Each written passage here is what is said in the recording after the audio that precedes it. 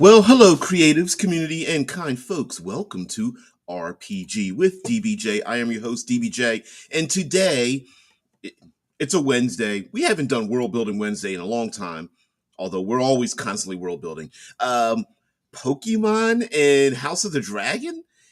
A weird connection, but we're going to talk about it. And despite the fact that the television show, The House of the Dragon, is already world built, um, yeah, I see it. We're also going to talk about world building with an asset like a dragon, and come up with some of the details, the intricacies that I love in this show that we can steal for our own world building, despite the fact it's already been done. So. Guys, thank you very much for being here. If you're able to participate live, 6 a.m. Eastern Standard Time, you, of course, can be a co host of the show. So, we are going to talk about. I, I, I, I joke when I say that it's like Pokemon, that House of the Dragon is like Pokemon, but in a way, it's a little closer to the truth than we think. Yeah, it is a meal that has an acquired taste to it. Great show. You don't need to see or even need to know much about the original Game of Thrones. Yes, I know there are people out there who have consumed all the books and all the speculations and things like that. You don't need to do that, and the missus doesn't need to do that either. Just sit back, relax, enjoy it, uh, embrace it, and understand that even the book readers are wrong because there is no such thing as canon when it comes to history. Literally, a book written in the voice of a person who's making a historical account of other people's historical accounts, and even they weren't accurate because they weren't even there. So yeah, book readers are wrong. No matter how much they think so. So why House of the Dragon and Pokemon and world building? What do they have to do with each other? Well, uh, uh, and I'll bring up this reason about the End King, what he brings up, because this actually deals with a bit of what I think we could talk about, and that is some of the best parts of this show are showing how it affects the. It's great to have a nuclear weapon, and in the televised show, dragons are often referred to as the nuclear option.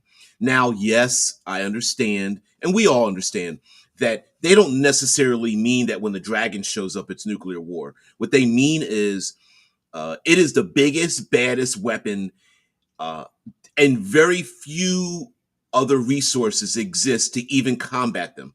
There is something known as a scorpion, and the scorpions are basically giant-sized ballista catapults. Sorry, not catapults. Crossbows uh, that are mm, effective if you can train people to use them, and they're not very common. There may be some other methods to control to prevent your non-dragon owning nation to stop them, but very little to do, very little to that you could do to prevent such a thing. And what I like about that fact is that we often in fantasy, come with me here. In fantasy, we often have like the evil lich or necromancer, maybe a vampire lord or a wizard. We have dragons or demons and other such big bad evils, and we have our good guys on one side and evil entities on the other side.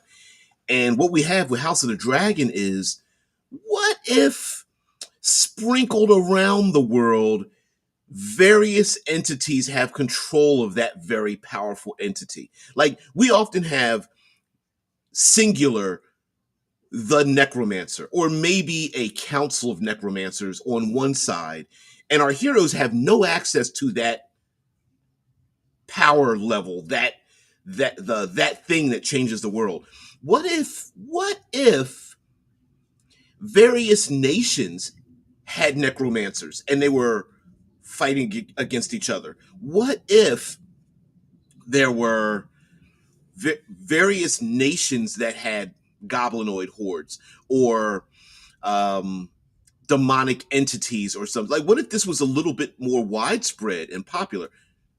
Pokemon. What if various nations could try to collect them all and use their gathered monstrous entities against each other? What would that world look like?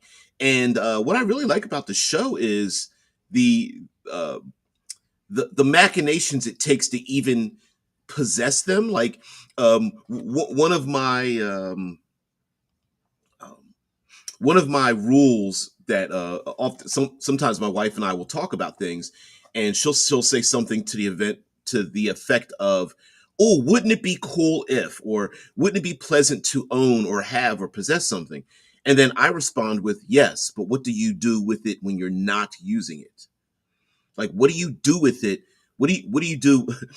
I'm a person of a certain age, and we've been talking about like RV life, driving around. I forget what it would be called in other cultures, but an RV, a mobile home, a driving vehicle or towed vehicle that you can live and sleep in, and they're awesome. But what do you do when you're not using it, right? Uh, mm, mm, mm. Says, I thought the dragons in Game of Thrones were totally killable, though. Didn't Daenerys lose two of her three? Yeah. Oh, yeah, yeah. To the scorpions. Yeah, collect them all. Now, could a fantasy world, or hell, even science fiction world, have a literal parallel to to Pokemon? I suppose you could do that, which would be a bit dangerous, I suppose, if people could literally in a backpack have a bunch of extremely uh, I don't know, quantum entangled monstrous entities they could throw at each other. Although you could make Pokemon very serious if you went about it in a different manner. But in some ways, this is the same thing. Mind you, that you can't put the dragons in your pocket. I get that. I get that. But it is interesting to have a world where how and why ran randos, and I'm saying randos facetiously, have access to these powerful nuclear weapons, and many of them are like teenagers and people who are untrained and have their own agendas and belong with family members that are manipulating them. It's crazy. Yeah, Shai says in UK caravan. Yes, you do a lot of RV camping. My missus was to get to that, but cha-ching, yeah, yeah, yeah. I've never owned an RV, but I like this weekend, Saturday, I'm going up to a campgrounds, and I have family friends who own campers and RVs and things like that. So yeah, yeah, yeah. I've done so. I don't know, maybe a dozen times or more. Yeah, and there's a perfect example there. So we're going to get into talking about the hair, right? We're going to get into who, and where, and what. So this is just a very simple list I have next to me: food, shelter, breeding and husbandry, wild, training, power, influence. So food. Let's get into food. What do the dragons eat? And there is a semi poignant scene. It's not working well. Although I guess I could make it bigger. Anyway, there's a semi poignant scene in which it is suggested that when the dragons are passive, when they're sleeping, when they are relaxed, they really don't consume very much food. I suppose it could be related to the classic uh, dragons hibernating. So when they're sleeping, they go into like a hibernative type state. Yeah, yeah, Germany. There are a lot of half-ass RVs, covered vans and stuff, but a real Winnebago type thing would cost a fortune. Here in the states, that open road freedom, half a $1 million American dollar RV kind of life does exist. It's its own thing here. Yeah, I mean, it goes from basically mobile, uh, rolling homeless in a weird way, all the way up to multi-million-dollar vehicles. So, and everything in between as well. Yeah. Oh, what's it? Nomad life, van life, nomad life has gained a life of its own as well here in the States. People who don't have their home is mobile because they can have a job that is not attached to a particular city and such. That's exactly what we're talking about there, Drew. Yeah, nuclear options in the hands of people who cannot be trusted with it, and you're not talking about The Boys or Gen V. I thought about we could talk about that show. I don't know how many people are watching it, but it is a brilliantly despicable show. I love it. I absolutely love it. Yeah, that The Boys and Gen V. Oof, oof. Oh, it's a nasty show. It's I don't know how they're able to get past the censors on the show. Like I can't imagine what they had to cut out of the show when they're filming it. They're, when someone's like, maybe you might want to remove these 3 scenes on that episode, and they're like, yes, we made it so sick they removed the stuff we knew they were going to remove. Pretty nasty, pretty nasty. Lots of gore. Although I think they could make it worse by making it a little more psychological, but yeah. The End King says, "Oh, you're talking about the world building of Pokemon? I thought we were going to talk about the rock paper scissors combat style." Uh, that's a thing though. Hmm. Hmm. I guess that's the thing. Shai says, "The Boys? That would be awesome to talk about here. Never heard of Gen V though. What's the story there? It is the a in the same world a university, Godalkin University, um, and Gen V, Generation V. Basically, the V is the blue chemical that gives people superpowers in the world of The Boys. That's what it's about. It's a bunch of college students with superpowers, and the university that is sponsored that the university sponsored by Vought, where those students go to school. Uh, many of the students are sibling. I mean, not siblings. They're the children of other superpowered people. They are the children of parents that wanted their kids to get some of that V in them, and things like that. Yeah, it's pretty nasty. So, food for powerful entities, dragons, and you could replace dragons with any other thing. And what's great about the show is they talk about the common people and how much. Now, mind you, in the televised show, they tend to eat goats and sheep, and there are farmers that have to give a percentage of their not ranch. Farming is plants. Ranching are the animals. It's something like that. Anyway, uh, yeah, Gen V is a spinoff already. Yeah, it's already. Dude, it already exists. You got to look up Amazon Prime as well, especially here in the States. If you have a VPN, you could see it that way. If it doesn't air overseas, but yeah, it's called Gen D. It's I don't know how many episodes, 6 to 10. I'd have to look it up. Here we go. Gen V. Do do do do do. Where to watch? Amazon Prime. Boop, boop, boop, boop, boop. Here we go. Let's put some images up here. Gen V, a bunch of students. They're all horny. Plus, there's blood and guts. Yeah, yeah. Um, and the a sheep herder, whatever, is talking about they got to give 10% of their sheep over to to the nobility to feed these dragons, and that's just one small aspect of it. Like, what if they don't have to be dragons, but they could be powerful entities or kaiju or something. And you can make up something, gargoyles or wyverns or whatever. And What do they eat? What do they consume? Does it have to be livestock? No, it could be people. You might not want to go that far. And we do know throughout the Game of Thrones, both this the past, which is House of the Dragon, and then the modern day, which is Game of Thrones, that, do they only eat livestock? No, they eat people too. Uh, how do you control that, and how do you stop them from doing such a thing? Yeah, that's the question. That is always the question. In House of the Dragon, we clearly see that as at least the youngest ones um, don't have full control over their dragons, and there is a there is a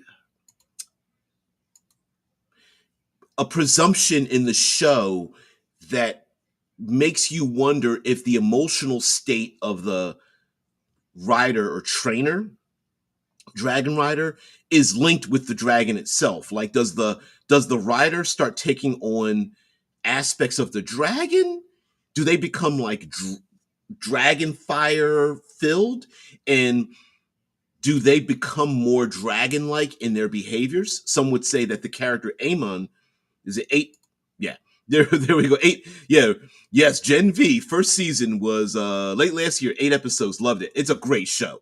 It is a great show, and it for if you are someone who has ever thought of or been a young child and had the question, if you could have one superpower, what would it be?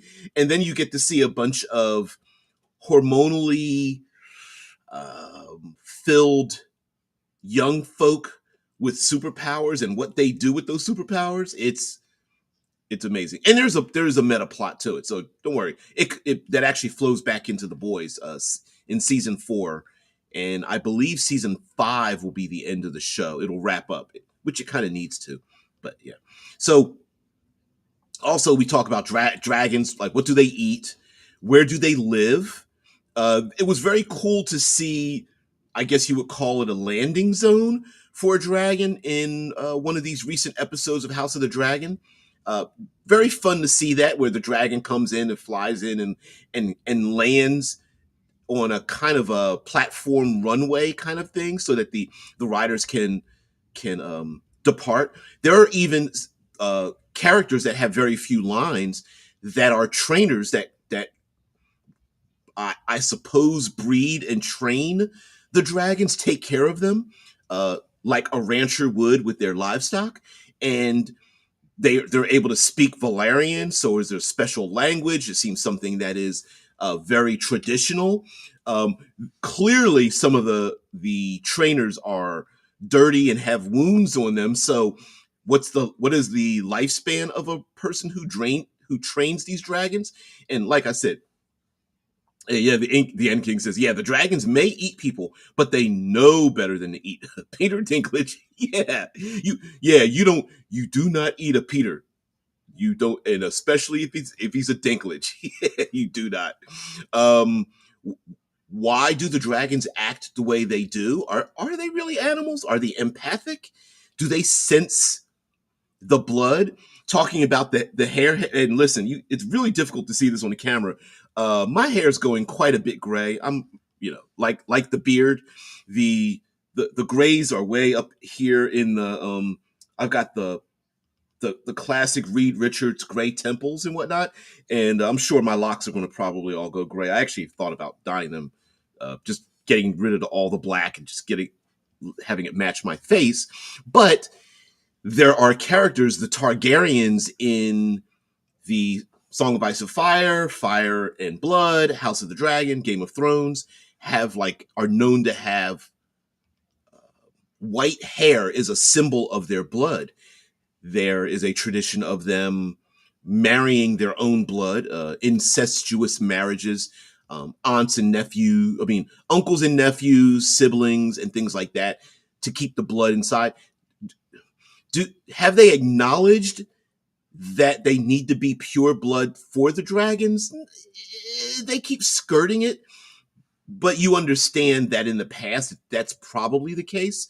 Although not everyone has that super blondish white hair that is able to it's the hair color isn't dependent upon the dragon control. There seems to be a blood relationship, and there's rumor that there's true dragon blood in the bloodline. That's probably just a rumor. There are rumors about blood magic and why it is that they're that way, and so on and so forth. Yeah, teens on V. There will be supercharged power boinking. Oh, oh yes. Not everyone survives the boink when you've got superpowers. Not everybody. Yeah, that and lots of yeah, it's pretty. Yes, there is. Despite the craziness that happens within the boys and Gen V, especially in Gen V, you also get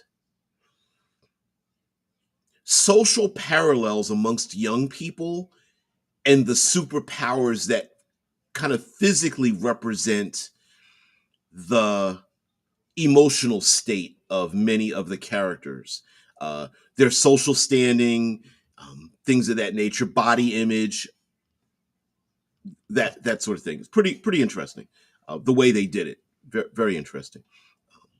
Puberty has a lot to do with it as well, and pretty pretty bloody, very bloody. Okay, breeding and husbandry, much like horses, or talking about dragons with horses, things like that. Like, how do these powerful monsters breed? um, who gets to decide when and how they breed? Is there we see in House of the Dragon that there are individuals trained in keeping the eggs warm in these iron cases or something? Is that necessary to ensure that there's some viability? There is a there isn't 100% of anything given in House of the Dragon and Game of Thrones. For example, there are eggs that never hatch. The eggs seem to last for a very long time. They almost become petrified in some ways. There's also the dragon bonding process. Not everyone with white blonde hair gets to get a dragon. Not every dragon bonds with a person. So you get that, and what percentages do or don't have people that bond with them. And in a society that has these powerful entities, do you really want or not want certain individuals in your family or not associated with you to bond with those dragons? So you have a lot of that drama to contend with. I put down wild with a question mark. Like, are there wild entities or monsters in your world? Like the Pokemon, do you have to go out exploring and to capture them? And how do you do that?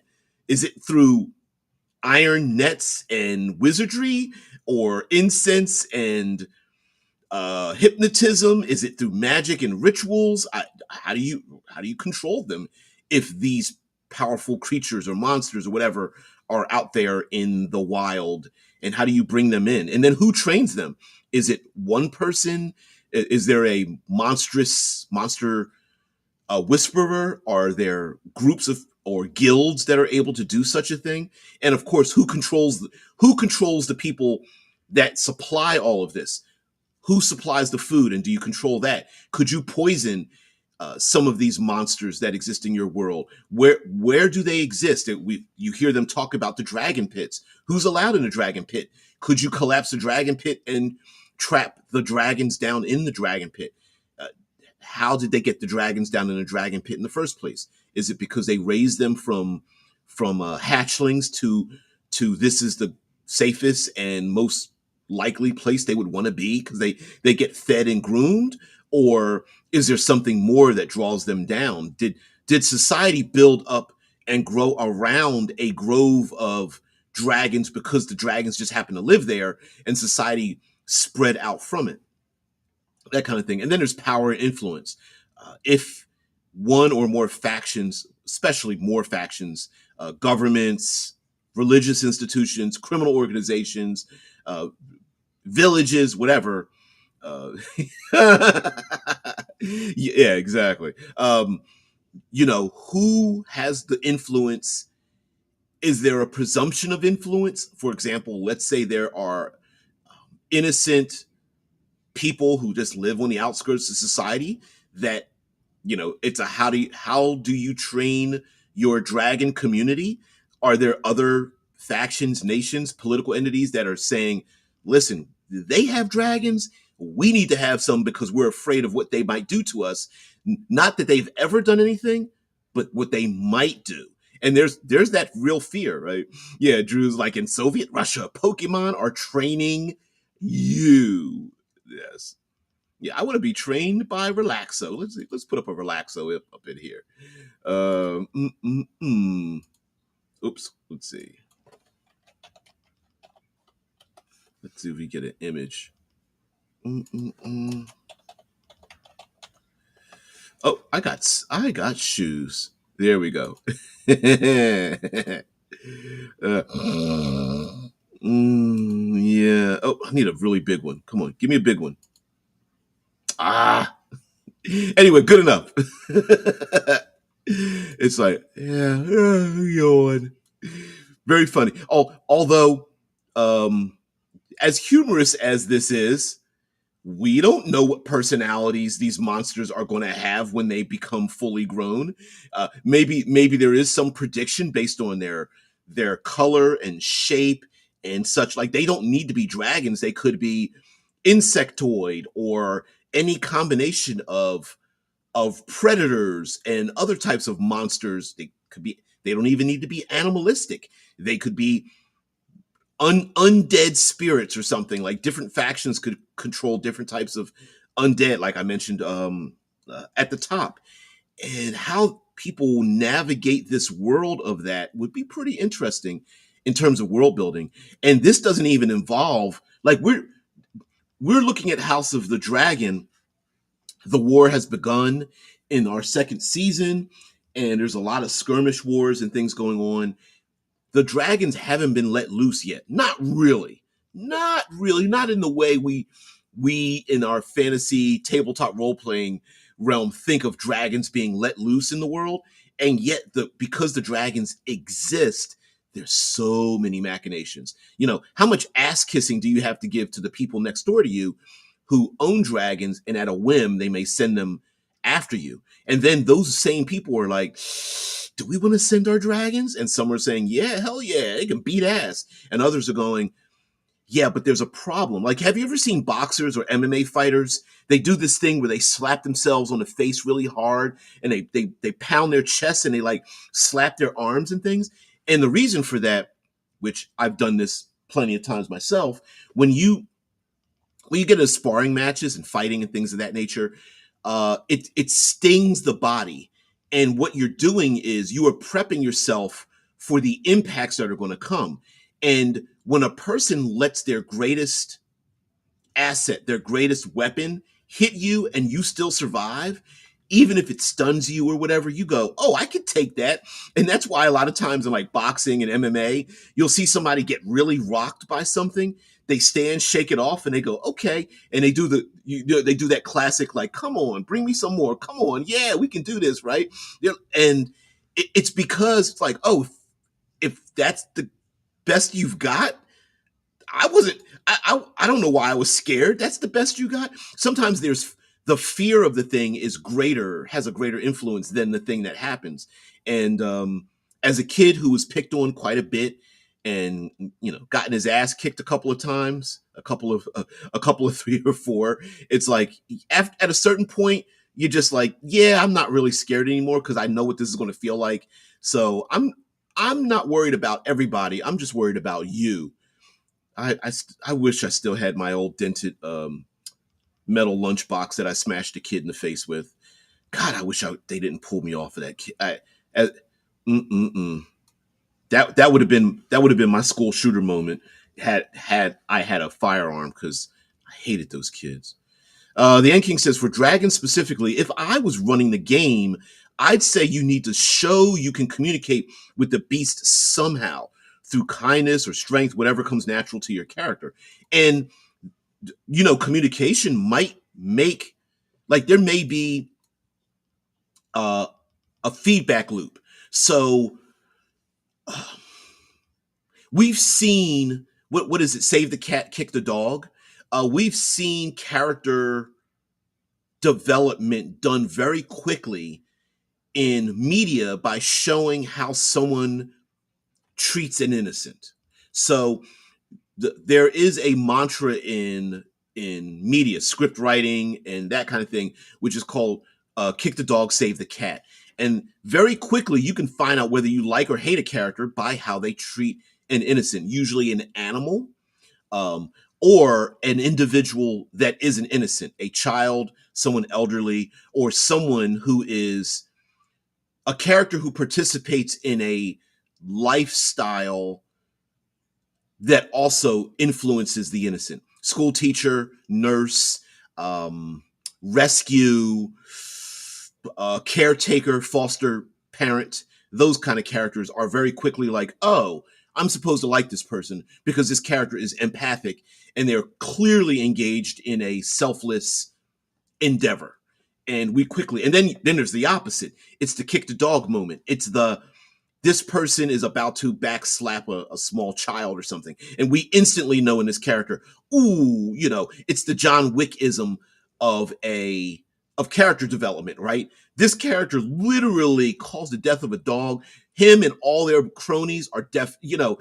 We look at John Wick, and if you're a pet lover, you go, oh yes. I don't think John Wick went far enough for the murder killing, right? After that moment.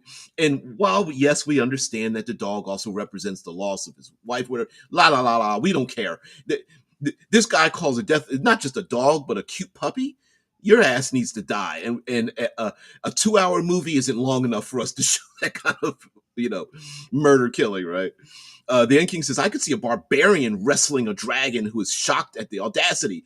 Meanwhile, a softer character might show vulnerability and trust they don't get eaten. And what an interesting way for maybe a character to draw out something from one of these monsters. Strangely enough, yeah, Shai says at least you got some good shots. And oh yeah, yeah, yeah. It was more or less the idea of like, when you get surrounded by a bunch of dudes, it's like you know what's going to happen. So my intent was like, yeah, I'm not worried about everybody else. I'm worried about you. And there's a little bit of a strange fear that you can impose on someone when you tell them like, oh no, I'm gonna get my ass kicked.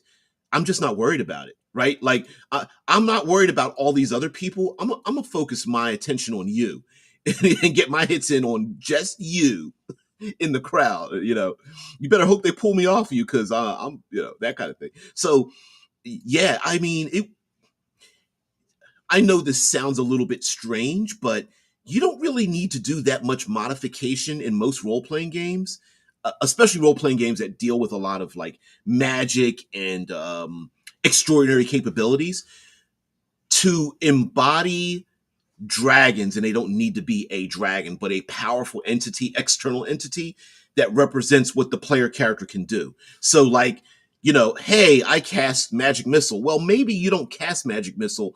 Maybe this powerful entity fires something out of its eyes like the Herculoids, like, right, you know what I mean? Where it like fires something out of its eyes and then it is doing the attacking, not you. And like, oh, my character just gained 20 hit points. It's not because my character's tougher.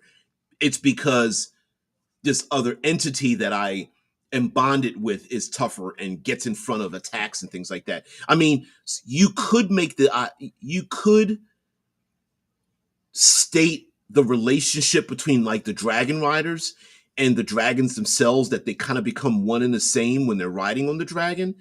um, I mean, yes, the practicality of the fact is you could literally throw a spear and have it just impact the rider, but you could also make the case that when they bond together, that they're kind of one and the same. We've seen plenty of this artwork. Let's see if I can find it. We've seen plenty of artwork where we have the princess is entwined with her dragon, And let's see if I can find some artwork.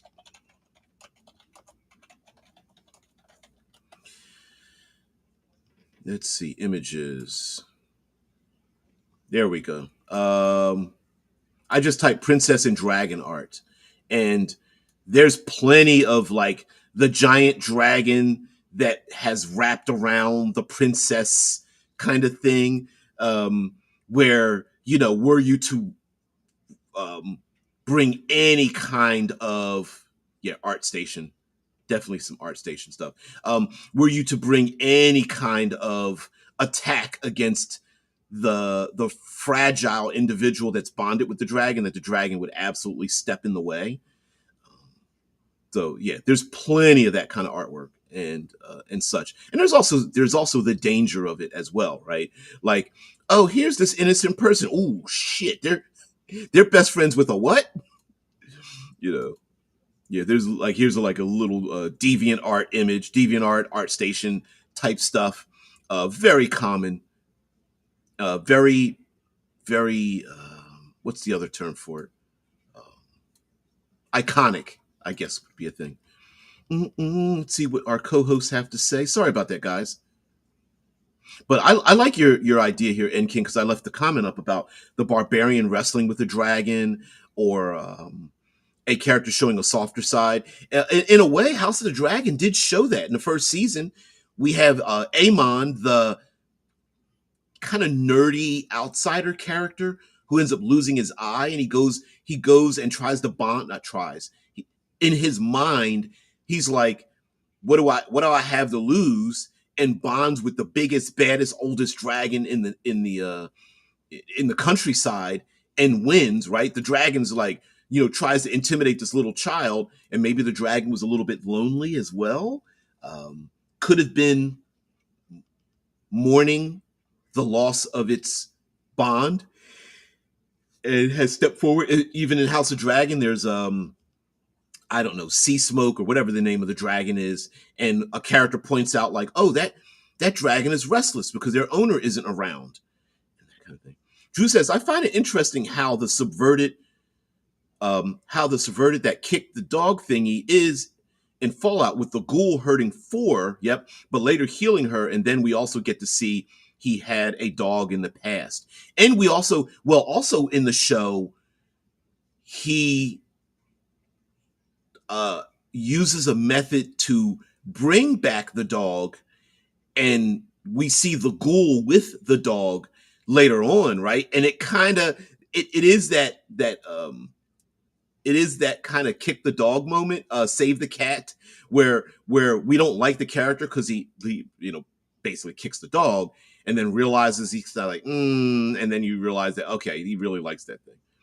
Drew also says, also the She-Ra show had in the last season an episode that was called "Save the Cat," which again is a great subversion of that trope. Yep, and listen, the trope exists for a reason, which you can't subvert a trope until the trope exists, right?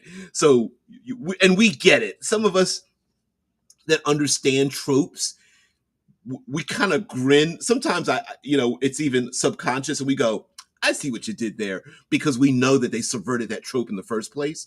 And what a great way to garner sympathy for an enemy we shouldn't like, who takes great care of an innocent. That's where the cat comes in.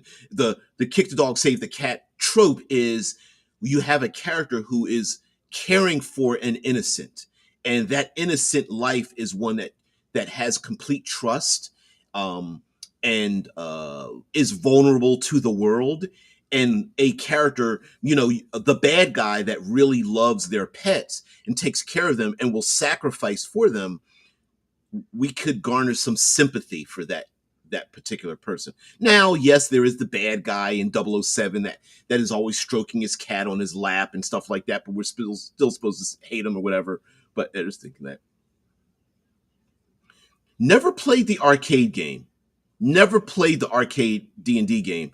Um, oh, I can't remember the name of the. It was like a series of video vignettes that linked together. God, I can't remember. Yeah, the Lois Lane and her dragon Superman. Never liked the Lois Lane Superman relationship. I just never liked it. Very much her going after a 1% alpha male and ignoring the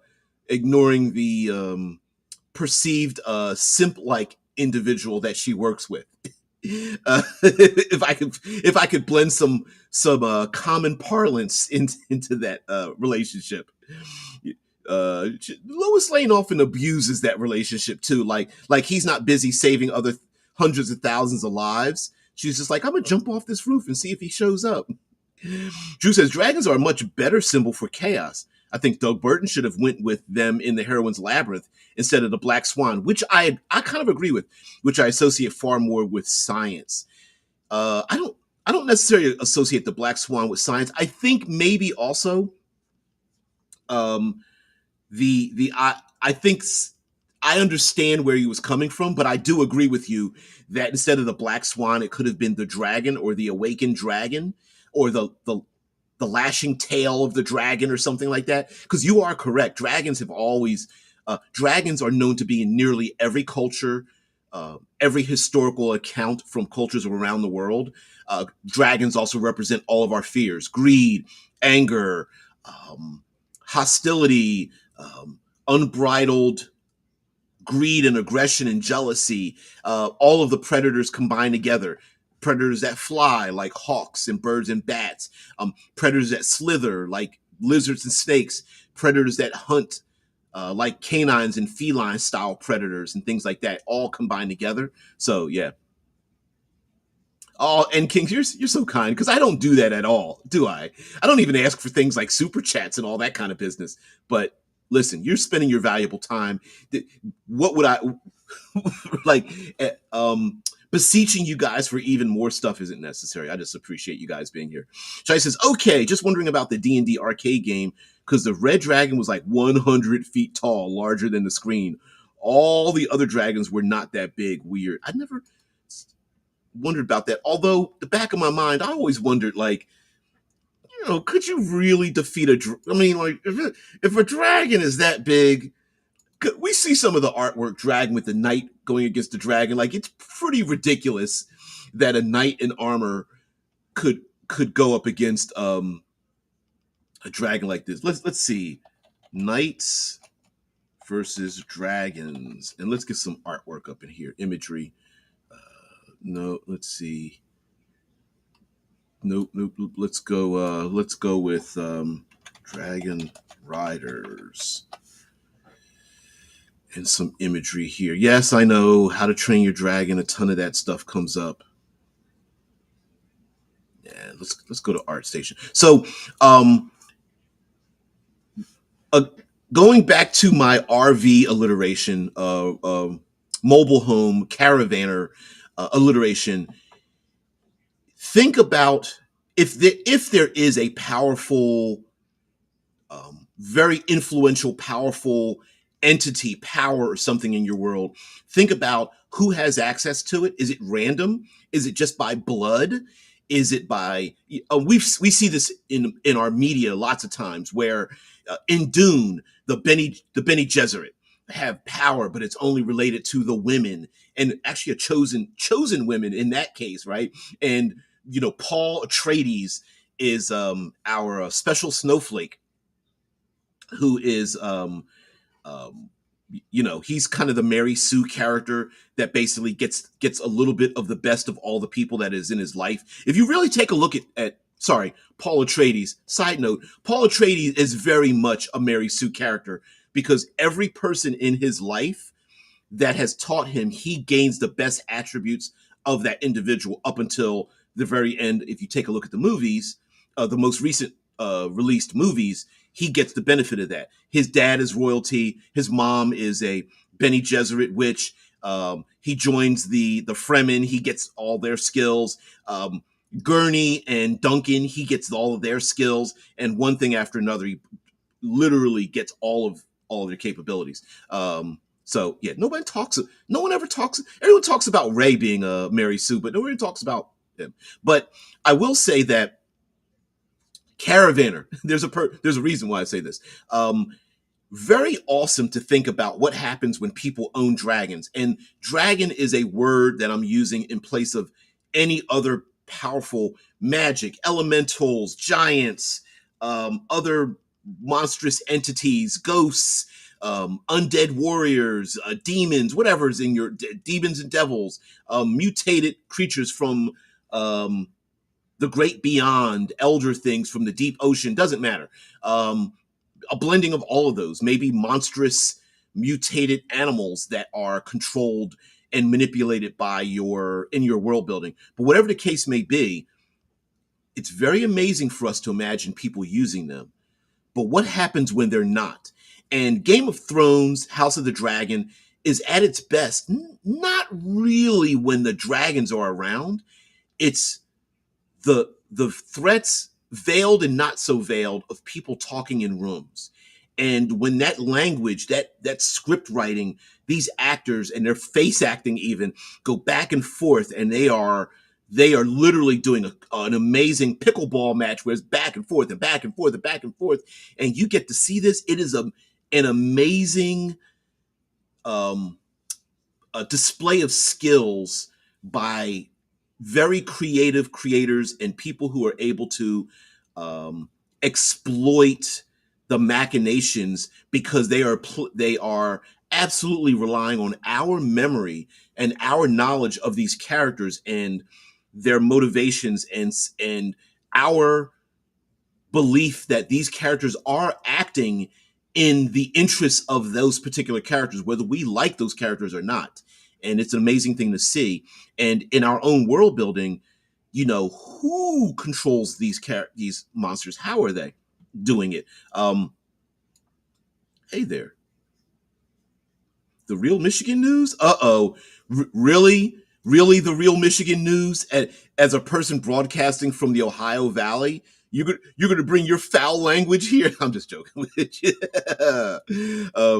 Shai says the arcade Red Dragon, you could only hit his head, which filled up half the screen. It was insane. Let me see if I can find it. The D&D arcade game. I don't know if we can get some imagery. Ooh, there we go. There we go. How about, let's see if we could throw this up there. How about that? Is this, I've never played it. Is this it? Is this what we're talking about? Did I break your concentration? Let's see if we can get this a little bit bigger here. There we go. All right. I'm stuck down in the corner. There we go. Hey guys. Thank you very much for joining. Also in world building, again, like I was mentioning before, like where do these powerful entities belong? Where do they go? I'll put this word list up here before, and I'll get the Red Dragon back in a minute. But food, shelter, breeding, husbandry, wild, training, power, influence. Where are they at? How do you kill them? We could keep adding to this list right here, right? Let's see. How do we destroy them? Right? How do we bond/control them? There's plenty of other questions. For example, I always you know me. I always bring up the fact that there are many people who say, well, if there's dragons or if there's wizards or if there's necromancers or if there's demons or something, they would control. Okay, let me put it back up here. Yeah. Here we go. There you go. He said, yes, that's it. Thanks for posting. Perfectly encapsulates the insanity of the arcade game. It's a little bit ridiculous for someone even. Yes, I get it. I know the characters are supposed to be the heroes and stuff like that. But this little sword against this giant ass monster, please. I always felt like and this is just me as an aside in role playing games. So we find some other ones here to show the actual like size. Here's another one. It's where we get to show we get to show a size comparison. And I'm just like, I always felt like dragons shouldn't be monsters. I felt like dragons should be environmental entities that we barely survive. Like, when they stomp the ground, they should be shaking the foundations of buildings. When their wings buffet, they should be sending hurricane powered winds. When they roar, they should be deafening people for miles or kilometers. When their tail slams the ground, they should be rending the earth in half. When their claws reach down, they should be grabbing dozens of innocent people in their claws and just crushing them as blood rains from the sky. It's that kind of thing. When their breath weapon breathes out, what's the movie? Rain of Fire is a great example of this, where when their breath weapon goes out, it devastates the landscape, and we really don't see that. And it's one of those if you stat it, you can kill it kind of thing. And I really wished in Dungeons and Dragons, and I'm trying to incorporate this in Cool Name Goes Here plug. In the Cool Name Goes Here, that maybe we could have monsters that can't be defeated in the traditional manner. That it's more or less an environmental hazard that you survive. Yeah, Shai says even more insane. They had blue dragons, black, green, etc., and they were like maybe 3 times as big as the PCs, but the red skyscraper size. Yeah, that's awesome. That's really fun. But yeah, hard segue back to caravanning and RVing. What in your world, when these powerful entities are not being used by your NPCs or your adversaries or your enemies, where are they? Where do they go? And how interesting would it be to relate like magic and influence and such to dragons? What I mean is, instead of having a lich or a wizard or cast spells, how interesting would it be that there's a dragon behind them, or a monster? It doesn't need to be a dragon. I'm using that as a placeholder. A powerful creature or something that's behind them, that's where their power comes from. So I'm not casting a spell. There just happens to be a very powerful demonic creature behind me, and that's where my spells originate from. And where does that thing go when I'm not using it? Do I have a restless sleep and it's in my dreams? Is it kind of floating behind me in a semi-ephemeral, ghost-like manner? Yeah, Drew says, yeah, I treat dragons as natural disasters for my own system. I always felt, and I'm not saying that they shouldn't be they should be completely undefeatable. What I mean is, maybe they just shouldn't be a single entity. I could imagine like their claws and their wings and the head and the body and the tail and things all being separate functions, not operating in the traditional sense. That, yes, characters could dodge out of the way of the flaming breath or acid or gases being released by the dragon, but you also have to contend with its 4 claws stomping down on the ground, which is seemingly a completely different horror to deal with than the breath weapon that you are also having to dodge out of the way of, which also, watch out, because that tail's lashing back and forth. And I feel like each body part should almost be its own thing. I don't know. I'm not describing it well, but I know what I'm saying, right? Like, oh, I'm going to focus all my attacks on the dragon head to kill the dragon. Sure, but you're not stopping the other horrors that are happening because of the dragon, right? Like, you're doing nothing to placate or mitigate the claws and the tail lashing and the wind buffeting, whereas maybe the other player characters are like, okay, this wind buffeting thing has got to stop, because every time we take 2 steps forward, we're getting pushed back a step or 3 backwards. and that kind of thing. Yeah, yeah, yeah. Shai says, yeah, yeah. What would shit? I put this up here. Yeah, what would Andrew do? Treated dragons and devils as monsters you're supposed to talk to. Yeah, like they give you a challenge or a plot setup, not for fighting. That would be an instant TPK. Yeah, yeah.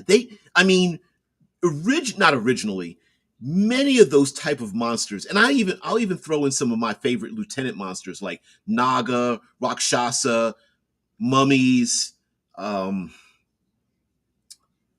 Oni, Ogre Magi, Medusa, hags, sphinxes. Many of those monsters, to me, in classic Dungeons and Dragons, were plot generators. They were devil's bargain, literally and figuratively type of monsters to me. And I always loved the idea of the players like, we can't trust the hag, but the hag is giving us a clue and some special gifts to complete our mission. Can we trust the doppelganger? Can we trust the Rakshasa? Maybe it's in their best interest. I love those kind of things. And we really don't see that built into the system as much.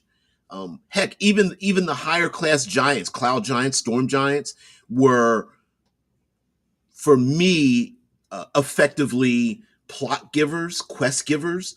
You weren't supposed to defeat them in the traditional I attack it with my weapon. It was more like you had to parlay and threaten and use deceit and carousing and seductions and things like that, briberies and whatnot, blackmail. You weren't really supposed to fight them, but yeah, if you stat it, they will kill it.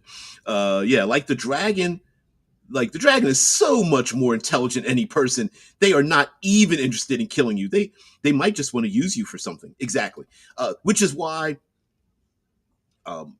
it's my contention about random encounters. You don't just roll a random encounter, roll dragon, and the dragon comes around the corner and attacks the player characters. A lot of times dragons, depending on what level you are, so sometimes the dragons won't even acknowledge that you even exist. They will fly overhead. They will walk over top of you and just ignore you. They are just gonna, please go away. It's like, oh, are you here to bring me my the traditional sacrifice of the virgins? Is that why you're here?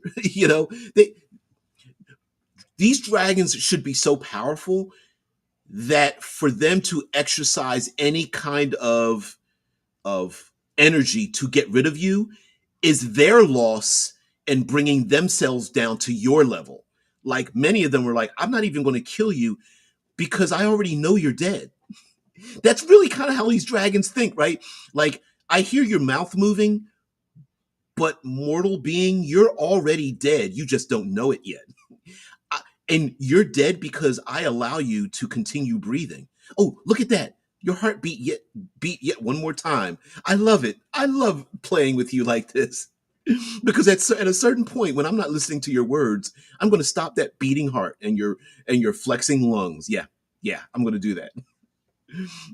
As the dragon keeps talking while they gather together their best spices and herbs and marinades.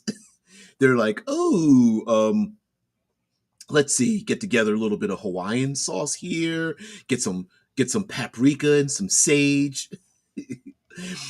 Uncle Ray's barbecue, you know, it makes good barbecue even gooder. Anyway, guys, thank you so much. Yeah, yeah, you got it pretty much exactly what Andrew said in his Dragon video from 12 years ago. I probably remember it vicariously, so don't claim. Yeah, it's probably up in here somewhere, deep in here. Yeah, where the dragons are like, listen, I'm not even like, why would I would have my underlings kill you? Why would I even? I'm out of here. Like, some dragons would be like, yawn, see ya, bye, fly away. I mean, in a dragon encounter, if I were to randomly roll a dragon encounter, the dragon would probably just be flying overhead. It wouldn't even acknowledge your existence. It would just fly overhead, maybe eat some livestock if that's what it was doing, maybe meet with some of its underlings for whatever reason, maybe land somewhere where its cult of personality, sycophants give it bunches of its gained treasures or whatever, and the dragon just sits there, spending 5 minutes being pruned and groomed and whatnot, and is like, okay, I'm tired, I'm going. And that's about it, right? Now, if you get to the level where you can threaten a dragon's life, dragons should be pretty devious. They've been living long enough to know that you eliminate any threat to their life. So if you're of a level where you can eliminate a dragon, for the most part, dragons aren't going to go up head to head. They're going to make that fight very unfair, as unfair as they could. So lastly, let me end this with Pokemon and dragons, that they don't need to be dragons. We can pick elementals, ancestral spirits, uh, giant animals that have mutated far beyond their natural state. They could be elder spirits and gods and things of that nature. And I like the House of the Dragon world building in terms of who controls them, how do you get that way, who can influence them. A lot of this is, yes, Aegon the second or whatever. Aegon, young Aegon, teenage slash young adult, Aegon is sitting on the throne. You don't need to control Aegon's dragon. You control Aegon, the dragon owner, rider, and then you control the dragon. And that's what House of the Dragon is about. Can you point those dragons at your enemies? And who wants to, what was it? Pentos is a country deep to the south, I think on the border of Westeros and Essos. And the Pentosians are like, we will give you a castle and food and clothing. What? You need riches poured upon you? Here's a gold coin shower, right? It's like, oh, your genitalia needs to be rubbed in a manner. Please, family members, come get the lotions and rub upon their genitalia in a productive manner, right? I mean, it was pretty much that. It was literally, pull down your pants. We're going to stroke you some because we would really like to have one or more of your dragons sitting on top of our castles, just to protect ourselves, to keep people from away, right? I mean, it was, yes, Damon the Rogue Prince was kind of like trying to live there, but yeah, the Pentosians were like, oh no, we're not. No, no, no, no. We're bending over. Oh, you need me to physically bend over? Yeah, yeah. Okay, I'm already doing. You had me at dragon, right? Shai says, yeah, those vids from the golden age of the brigade tend to stick in your subconscious. Like the cortical stacks video you did, I internalized that one. Oh, thanks. It's funny. Let me see if I could. I don't know if I can show this to you. I am going to show you guys. I'm going to share this out. YouTube. Uh, Many of the videos that would make my channel bigger. Uh, YouTube Studio. Here we go. I'll show you some statistics. My channel's not very big, but I'll show you guys some statistics here, some analytics, and such. Let's see if we get some analytics and content and some of our best content. Here we go. Let's share this to you guys here. Hard to see it. It's a little hard to see it. So these are my channel analytics, and it tells you like your best videos. It's the whole 9 yards. You guys know it. Who watches? How long do they watch? How many views do you get? Things like that. So let me see my top live streams. So if I click my top live streams, excuse me, here it gives plenty of my analytics, and at the bottom here, shit, it's hard to. I need to go back one. I'm going to go back one screen. Sorry.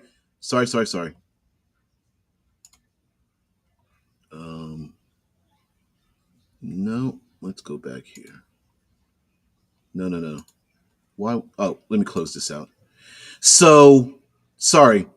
So in the on the to the left of my face, on the right of the screen, over the last 28 days are my top live streams. Usually there's one video in here that I've done within the last 3 to 5 days. All the rest are older videos. So, for example, my one of my and it always is in my top 5 videos.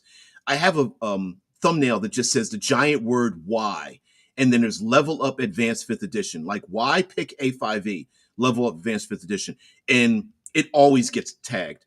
Pangea for some reason. Well, the Pangea book has been released, and it always gets tagged. 122 views. What, how, and why is your tabletop RPG was one is for. I think in the thumbnail it says something about game design, because so that gets tagged. Our influencers, the new game designers, is one that's getting tagged very much, and I always get people that are tagging up my level up fifth edition exploration advanced 5e A5e stuff. So I'm always getting things for that. Now, mind you, I could go back even further and go back for like a year, the last year.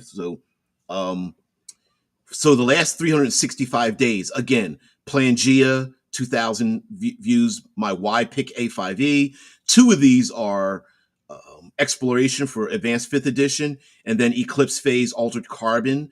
A lot of those get hit my Future Friday videos. A lot of Eclipse Phase, Altered Carbon, Cortical Stacks, post-humanism, transhumanism stuff.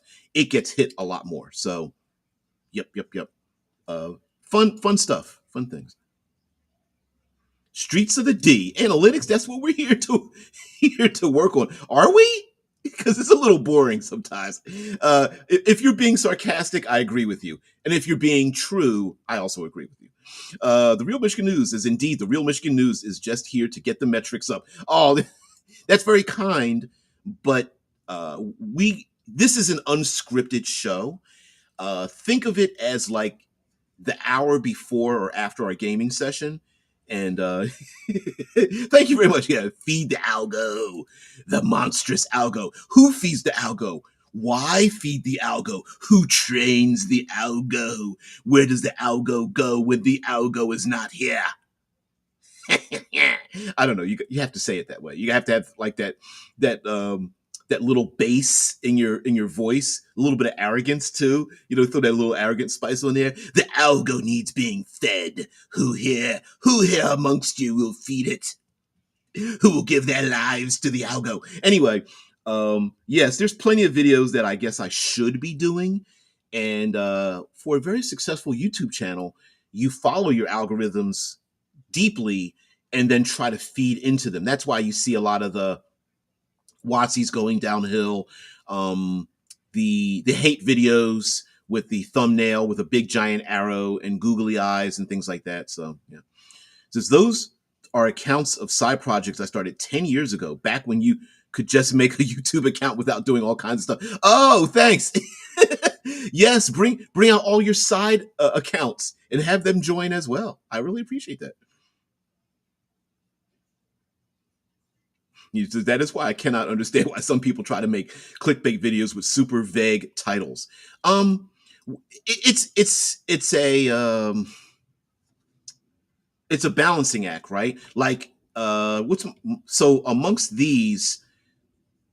So let me pick this video. Let's see if I can show it up here. So my thumbnail has a big giant Y on it with an arrow. Now let me point the finger at me. So I put the big giant word Y with a red arrow pointing to level up advanced fifth edition with the logo in the background. And then I've got like my little to the right of the logo of the thumbnail. I used to put, the RPG with DBJ thing like that. And clickbait is, I think we have varying descriptions of what clickbait is. Now, some say clickbait is a thing that makes you click but the content has no relationship to what you're clicking on. So I could put boobies, boobs, right? And a big arrow and a guy, with a big googly eyes going, ooh, boobies, right? And then talk about Dungeons and Dragons.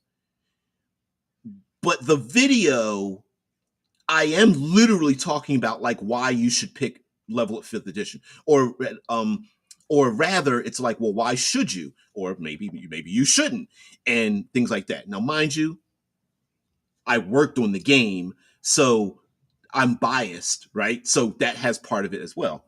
Um, that's part of it as well. But also the way thumbnails are designed, they are to get you to click on them. So is that technically clickbait? Yes. It is designed to get you to bypass the other boring stuff and click on that. And if you could make it simple enough or salacious enough and still talk about what the subject matter is, technically it's not clickbait. Technically is you really are talking about the thing that you're talking about, right? Shai says, I am now repurposing those pointless old projects on different devices to boost people's metrics. Oh, that's a great idea. You know what? That's an interesting project to do, to like get people to like take your old side projects and shift them around. Like if you've got like multiple accounts and get them to boost up other people's metrics, that's actually a good idea. Professor Dungeon Master complains that he loses views while doing this shit of having videos that nobody will find if they look for a topic. Yeah, it's difficult. You're like, my channel has disappeared into the lower bowels of YouTube because I don't play the game very well.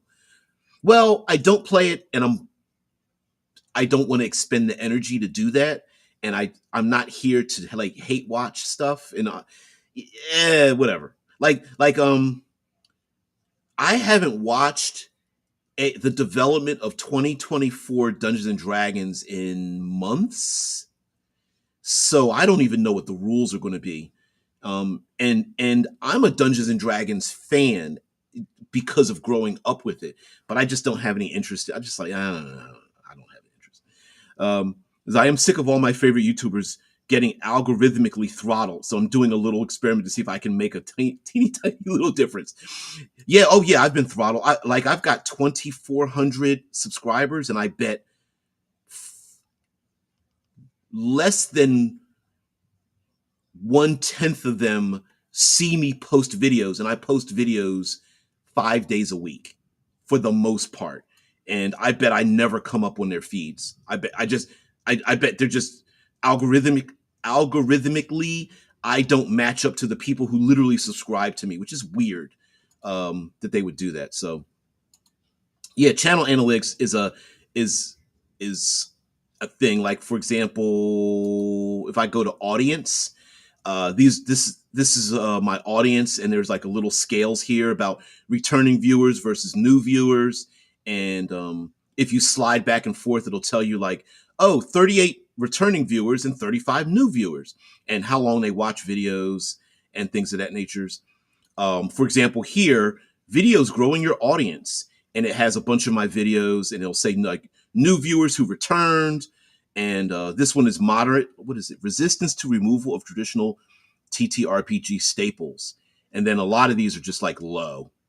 Fallout 1950s retro, Atomapunk funny, Fuel, Venus, Layers of Deception, Lovecraft, and hard science fiction. Low, low, low. So a lot of those aren't growing my audience. Let's see if I click more. First 7 days of performance. Let's do 28 days of performance to see which videos are growing. One of these spiked here. There it is. No hit points, no AC, no initiative. Game design without classic foundations. And if you notice, if you can see the thumbnail, you'll notice it's got those funny mouth open, eyes, googly eye people. Lady with glasses, mouth open. Dude with his mouth open. Guy with like a with his mouth open. Clickbait, right? And I mean, it actually applies. Like, what? No hit points, no AC, no initiative. What? Can you design a game like that? And that's the point, right? And that one got a lot of attention. All these other ones, yeah, they didn't. Yeah. Yep. So, yeah, you know what? Maybe one day we may even let me get my face back up here before we get out of here. There we go. Um, sorry, light coming through my window here. It's really blowing everything out. Let's see. Not paying attention to all that new shit in D&D is part of what makes your channel so good. Yeah, I mean, listen, if it's relevant, I'll talk about it. Now it's just nah.